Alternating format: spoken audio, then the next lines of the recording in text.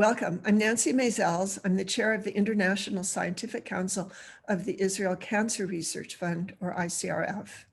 The mission of ICRF is to support the very best cancer research throughout the land of Israel.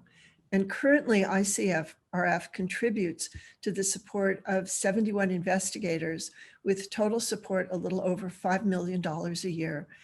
These investigators are at leading universities and research institutions throughout Israel. And over our history of almost 50 years, ICRF has given out 2,500 grants, totaling about $80 million of support. This is the 11th in a series of webinars that we began last spring to a wonderful audience eager to learn more about human health and human disease, especially in this time of unexpected challenges and a deluge of information, some better than other. So today we're going to be focusing on gastrointestinal cancer, and that's the 5th most common cancer in the whole world. This year, nearly 1 million people worldwide will be diagnosed with this cancer. It can be treated with surgery, but surgery can have complications of its own, and it can't deal with metastatic disease that's left the colon and gone elsewhere. You're going to first learn about gastrointestinal cancer from Dr. Jason Sicklick, who's a physician scientist and surgeon practicing at UC San Diego and a member of the ICRF International Scientific Council. Jason will be speaking with his patient, Rich Klein, whom he's treated for a number of years, and they have a very, very interesting story to tell us. After that, I'll be welcoming our speaker for today, Shamgar Ben-Eliyahu, a professor at Tel Aviv University. So first, I'd like to go to San Diego and to welcome Jason and Rich. We're interested to hear what you have to say. Mr. Klein, pleasure to see you tonight. Thanks for joining us. Maybe we can start off by, you can tell us a little bit about your diagnosis and your cancer journey that brings you here today. Sure. Thanks, Dr. Sicklick, for the opportunity. Yeah, I have a rare cancer called GIST, Gastrointestinal Stromal Tumor. There's not a lot of it diagnosed. Only about 5,000 cases a year in the US are diagnosed. And I got diagnosed about 13 years ago. And of course, with any cancer diagnosis, you're kind of shocked when you first receive it. And then you're even more shocked when you find out that there's no cure for it. So that kind of jolted me. I started out with the standard drugs for the disease, but then I found out that I had wild type, which means that I'm even rarer than the rare cancer. Maybe 50 or 70 cases in the US a year are diagnosed by my calculations. So that kind of got me into a scrambling mode because if it were a more common diagnosis, I probably would have listened and gone with the flow a little bit more. But because there were no real answers, I started heavy-duty researching on what was going on within my body.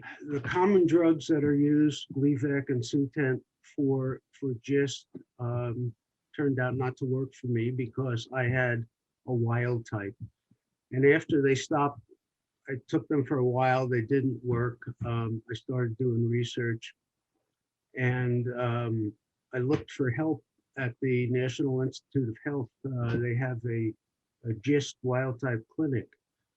And they determined that I had something called a BRAF mutation. So I went heavily into the mutation analysis of what drugs affect it. I found out that that's primarily a melanoma drug. And I said, well, maybe if I have BRAF, despite the fact that the drugs are for melanoma, maybe I should try to get on some of those drugs. And I did. It wasn't easy. because the mindset back then was, if you don't have melanoma, we're not going to give you these drugs. But I persisted and got on a couple of clinical trials. The first two didn't work, but the third was very effective for me. Since then, I've been on a number of clinical trials. All told, I've had 11 medical treatments for it, and I've had 7 or 8 surgeries, and I've prevailed by being a self-advocate and fighting for my needs, fighting for my drugs,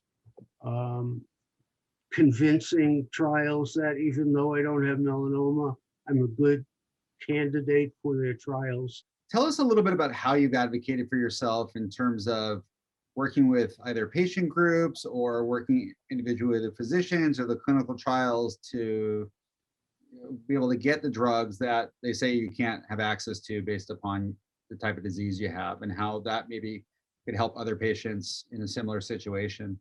Right. Well, one thing that sticks out in my mind is I took Medicare to court. There was a specific drug that I had read about called Zelboraf, and from the description of it, I thought I might need it in the future when I found out about it. And I convinced one of my doctors to write me a prescription. Let's see where it goes. And so Medicare refused through the first and second rounds of application for its approval. And the third round is you go to federal court, which I did. And we had a trial. It was a phone on the phone trial. Zoom wasn't overly active at the time, and I told the judge why I needed this drug, why my mutation would react to it. I presented various journals and papers that talked about BRAF and the drug. I had letters from doctors that are known in the field of research for melanoma that said this might actually indeed help me. At one time, the judge asked me if I was an attorney, and I said no. I'm just an electrical engineer. But at the end of the day, he ruled in my favor, and we beat Medicare, and they supplied me the drugs at no cost. So that was one way that I advocated for myself. Now I'm also involved with a couple of online support groups, Just Cancer Research Fund and Just Support International. And so Support International is a support group of approximately 1,400, 1,500 people online that have GIST throughout the world. And people ask questions, other people offer up answers. I found it very helpful. They have a very good website that they maintain to answer questions about GIST. And I got to know a lot of the people very well in the group. And it helps you to be able to talk to somebody that knows what you're dealing with. And so I've received that help, and I've tried to give that help as well to individuals when they have questions that I could try to answer. The other one, the Just Cancer Research Fund, is, I imagine, a fund similar to the Israel Cancer Research Fund, we collect money, donations that are provided to research organizations for the purposes of finding a cure for GIST. We're not there yet, obviously. It's still not curable, but we keep on trying. And so my wife, quilts are big. I don't know what the origin of it is, but quilts are big in cancer. And my wife is a quilter. She did a fairly large quilt. We auctioned it off throughout the country, raised $5,000 for that. I got to know the principals in that organization very well. We talk to each other fairly frequently, and so that's good in advocating for myself to get money for research. GIST is an orphan cancer, which means not a lot of monies that go to it, and it's not viewed, it's not in the mainstream. It's not lung cancer. It's not breast cancer. Nobody's ever heard of GIST. And so this is a way to step up and try to find some research dollars for the disease. It's an amazing story you tell. Your perseverance was clearly a critical component of you being able to sit here and talk to us today. And I as a physician, I think that's a really important thing that patients don't always recognize, is how much they need to be advocates for themselves as well. The other thing is, when you look back in hindsight, you're actually really a pioneer in precision medicine. It was back in the day when it was only drugs went with certain diseases, and it was not about the tumor biology or the mutations, but about the name of the disease. And I think we're now certainly seeing a shift in that paradigm now, but it's taken a long time for that to happen. And so I would put you out there as one of the forerunners of that movement. And thank you for doing that. Thank you. Let me just add that I forget how many years ago we met, but you were giving a speech at a GIST conference at MD Anderson, and I'm listening to you and I'm saying to myself, that guy knows a lot about the rarer portions of the disease. I got to get to know him. And so I walked up after your speech and started talking with you, and I tucked your name and phone number away and said, I'm going to need you as a resource sometime in the future. And I was right. I'm glad we got to meet that day. It's been a pleasure getting to know you. And well, I want to thank you again for joining us tonight and telling us your story and giving us some inspiration of how important it is to be an advocate for yourself and for patients like you. Thank you. You're quite welcome. This pursuing care for myself, it's kind of like a chess game. You have to think about the next step, the next move that you have coming else when you're done with the current move. And that's what I try to do. Great analogy. Thanks again. Sure, you bet. Jason and Rich, thank you so much. The story is really, really inspiring, and it inspires all of us to work harder, to think more carefully, and to hope that we can continue to do better in treatment of cancer. That's the subject of the talk today by our speaker, Shamgar Ben-Eliyahu, who is working on improving the outcome of cancer surgery. Shamgar is a professor in the Department of Psychology at Tel Aviv University. He received his BA in Math and Computer Sciences at the Hebrew University of Jerusalem, then his master's degree in psychology.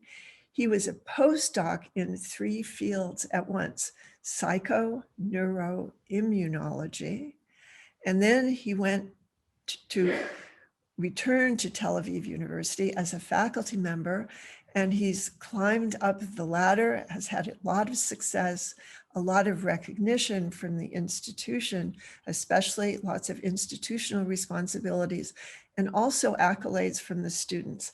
I noticed on Shamgar's CV that he was voted the best lecturer of the year by the student organization at Tel Aviv University. And I know that that's got to be a pretty competitive group of lecturers that he was speaking amongst. So it's really a pleasure and an honor to have you here today, Shamgar. I'd like to begin by asking you a little about how you became interested in the intersection of the mind, the nervous system, and the immune system in cancer. Okay, thank you, Nancy.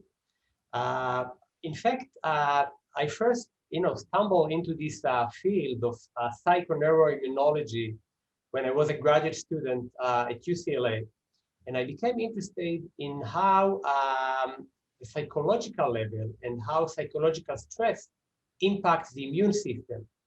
And I've started to do several studies, and I did my PhD on the impact of stress on immunity, natural killer cells, etc., etc. And along the way, I asked myself, what would be the field or the area where this interaction between the brain and the immune system will have a clinical impact, because I really wanted to make a clinical difference in my study. And with time, I became more and more molecular biologist and immunologist, and study how stress, psychological and physiological, impact the immune system and impact the progression of cancer metastasis. Because I came to the conclusion that this will be an area where stress can really impact clinical outcome, and where getting more information can save life. And that's what I'm trying to do during the last 20 years. So with that introduction, can you tell us a little bit more about your ICRF-funded project? Okay, so the project actually relates to treating colorectal cancer patients with a combination of drugs that we have developed. In fact, and we should clarify, you developed the combination, but not the drugs, which is part of the magic of the treatment, yeah? Right. Actually, we studied the mechanisms through which stress and surgery can promote metastasis. And after gaining several insights, we looked for the easiest and the least expensive way to block the deleterious effect of stress and surgery. And purposely, we used drugs that are off patent, that are not patented, that are inexpensive, that are safe, to develop and to test the treatment, both in animal studies and in clinical human studies. So, do you want me to actually start the? Yeah. Share your slides with us, because I know they're beautiful. Yeah. Okay. Good. Great. So let me jump into the presentation. Okay. So I'm going to tell you, this story about how stress and surgery can actually promote cancer metastases. But the bottom line is that surgery is a life-saving procedure. Actually, it is the most important aspect of most cancer treatments. And therefore, the reason that we are studying surgery is to improve it. So first, let me focus on what we believe is a very critical period in cancer treatment. That this is the short peri-operative period. And if you look at the cancer continuum, there is a period of time where there is a progressing cancer, but we are not aware of it. And this cancer may already start metastatic processes, which is sending its cells to other locations of the body and initiating small new tumors, which are called metastases. Now, what we believe is that when the tumor is detected clinically and is going, and the patient is going through operation to remove the tumor, this period has very high impact on processes that are pro and anti-metastatic. And this period has a very high impact on long-term cancer outcome, on whether the patient will show metastases few years down the line or not. And what I'm actually want to show you more in a more schematic manner is that surgery can have both anti-metastatic effects and pro-metastatic effects. And these pro-metastatic effects can actually tilt the scale toward pro-metastases, activating several biological processes, including shedding of tumor cells and increased levels of stress and inflammatory processes, which directly suppress immunity and directly can make tumor cell more aggressive. And when this scale tilts toward pro-metastatic balance, this might be an irreversible process, and this could actually activate snowball effects. These processes are self-perpetuating. Therefore, we want to prevent these pro-metastatic effects of surgery.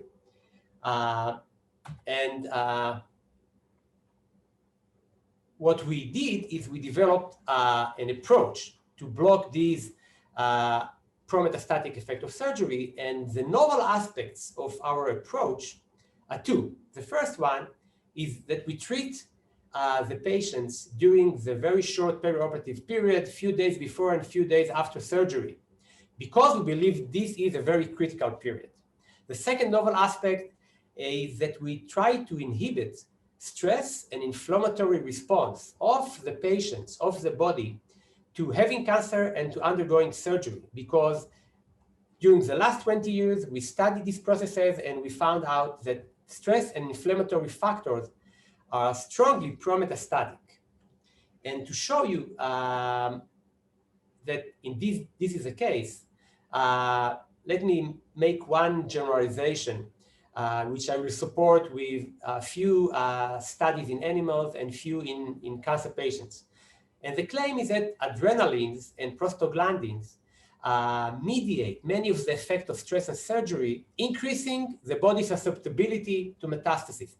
Adrenalines are those hormones like epinephrine, norepinephrine, which take part in the fight or flight response, but they also directly promote tumor proliferation and suppress immunity.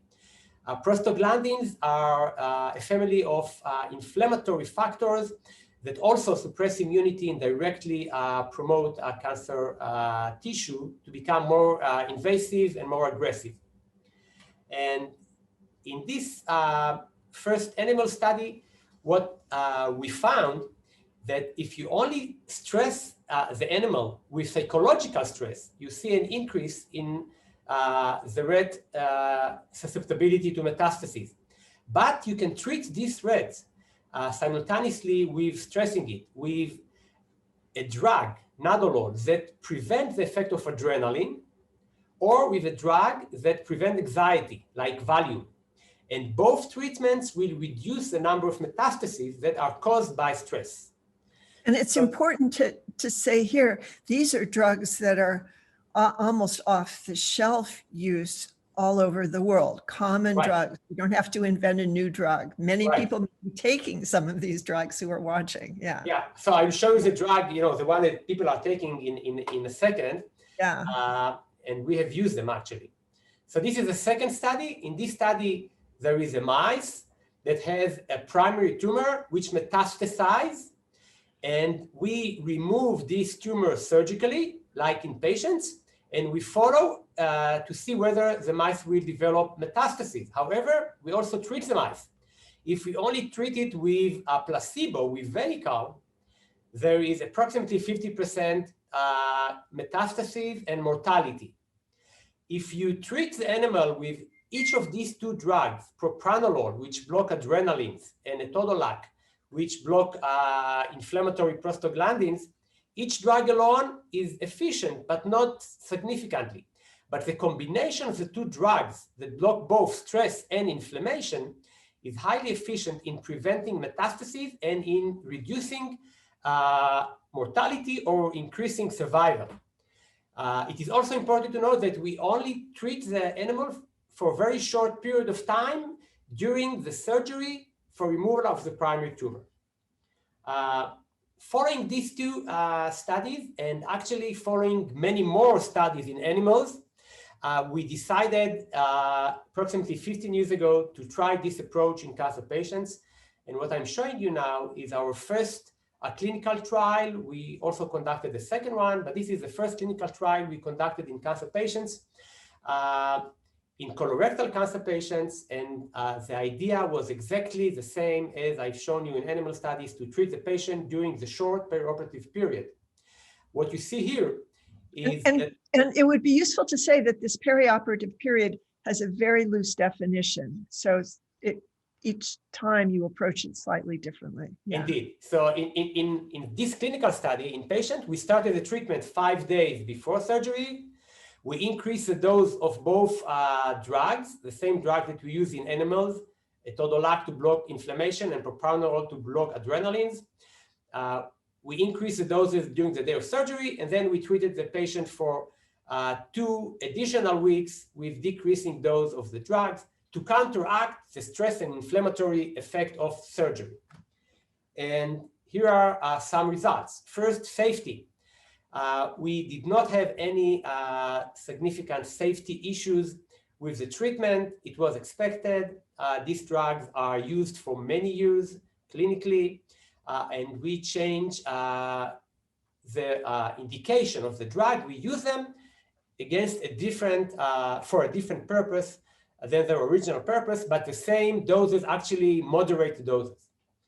Then we looked at the tissue, at the tumor tissue that the physician have excised from the patient. And what we found out is that the tissue became less metastatic based on several molecular characteristics of the tumor. Here you see a characteristic which is called EMT, which enables the tumor to go out and into the blood vessel and into a new location. The drug treatment reduced EMT. You also you see that if you look at the leukocyte, white blood cell within the tumor, there is a decrease in the number of monocytes, which is a good prognostic marker, and increase in NK cell, which is again a positive prognostic marker, suggesting improved survival in these patients.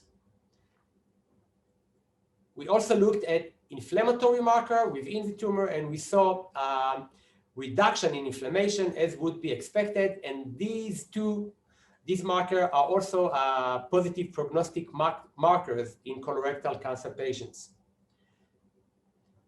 Last, and maybe most important, we looked at the 5-year disease-free survival and 5-year overall survival. And here the results are really, really promising, better than we expected actually. And we believe that the effects are so nice and so dramatic, both because the treatment is effective, but also because we were a bit lucky. So if you look at the left panel, intent to treat, this sum up all the patients that we recruited. You see that this would be the return of metastases in patients after 5 years in the placebo group. And this would be the number of recurrence in the drug treatment group. And there is a significant difference between that, significant improvement. If you look at the patients that completely took all the drug that they were supposed to take, drug compliance, you see even a greater impact, again, statistically significant. If you look at overall survival, which means how many of the patients survived 5 years following surgery, or how many died during these 5 years, again, what you see in both intent to treat and in drug compliance, you see an advantage to the drug treatment, However, this effect did not reach statistical significance, probably given the small number of patients in this pilot clinical trial. So looking up at the general picture of our findings, both in animal and in clinical studies, there are several questions. First, are these outcomes really that promising? And the answer is that animal studies are promising, but they are promising regarding animal treatments, not regarding clinical treatment of cancer patients. And therefore, one needs to do clinical trial, which we did, but we did small-scale clinical trial, and we cannot extrapolate from these small-scale study into a larger clinical trial or to treating the general population that undergoes such surgery. So what is next? We have just initiated 2 large clinical trials in 6 medical centers in Israel, one of them in colorectal cancer patients with the support of ICRF. And we are planning during the next 3 years to recruit as many patients as we will be able. We are working to recruit additional funds to conduct these 2 studies because the amount of funds we have are clearly insufficient, but they are sufficient to initiate these studies, which is most important. The last thing is that we are going to collaborate with other centers around the world. And what I really want to share with you is the obstacles that we are facing currently. Nancy, do we have 5 more minutes? Yeah, we have maybe 3 more minutes. Great, wonderful. So don't talk twice as fast, just. Okay. Yeah. So the obstacles that we are trying to overcome, to circumvent, are as follows. First, because the study is based and the treatment is based on non-patented drugs, there is no financial incentive to drug companies to conduct such studies. Usually at this stage, pharmaceutical companies take the lead and run large clinical trials. In this case, they have no incentives, and we need to do that. We need to do that, and we need to recruit the amount of money, usually millions to tens of millions, to run large clinical trial, which is very hard for us to conduct. We are scientists. This is a researcher-initiated clinical trial. It's very hard to conduct. The second obstacle, beyond recruiting money, is to convince the scientific and the medical community that our ideas are valid and promising. And there's no need to say that physicians are skeptic toward any new treatment, especially to such a simple treatment based on existing drugs. So we have to overcome this skepticism. Also, patients during this short therapeutic period are skeptic about anything. There is surgery, they want to undergo surgery to get rid of cancer. They do not want to take part in experiments at this stage. They are not desperate at this stage. There is surgery, which is a good thing to do, and they're not looking to take part in clinical trial. Last, we have strong competition from pharmaceutical companies that are testing their new drugs. There are zillions of new drugs, immunological, non-immunological drugs against cancer, and pharmaceutical companies pay a lot of money to the hospital to recruit their patients to the studies. Actually, there are more studies than patients with respect to clinical trial in cancer patients. So we have to compete with pharmaceutical companies on patients. Pharmaceutical companies pay $5,000 to $15,000 per patient to do the simplest thing. We only have money to pay $1,000 per patient, and we demand that the physician will do a lot. So these are the obstacles, and what helped us is the few physicians that do believe in us and that do see beyond money and beyond the local interest of their hospital administrator or financial sector. So that's the story, and we are we're hoping to do our best and to conduct these 2 large clinical trials. Shamgar, Thank you. that's tremendously exciting. I have to say, my husband's a scientist and looked over my shoulder at your results. He knew nothing. And he said, what's going on here? It was just so terrific. So you've recruited at least 2 people from my household. And I hope that you're as persuasive with a larger community, because this satisfies the engineer's mantra of faster, better, cheaper. And it's the cheaper that the pharmaceutical companies are obviously threatened by. But I think you'll overcome. I have my own faith. So I'd really like to thank you for being an ICRF investigator and for sharing your story with us today. These are some of the wonderful people who've collaborated with Shamgar. We don't get to hear all their names, but if you look at their many publications, you can probably put it together. And I'd like to thank everybody in the audience, and especially, of course, Shamgar and Rich and Jason in San Diego for participating today.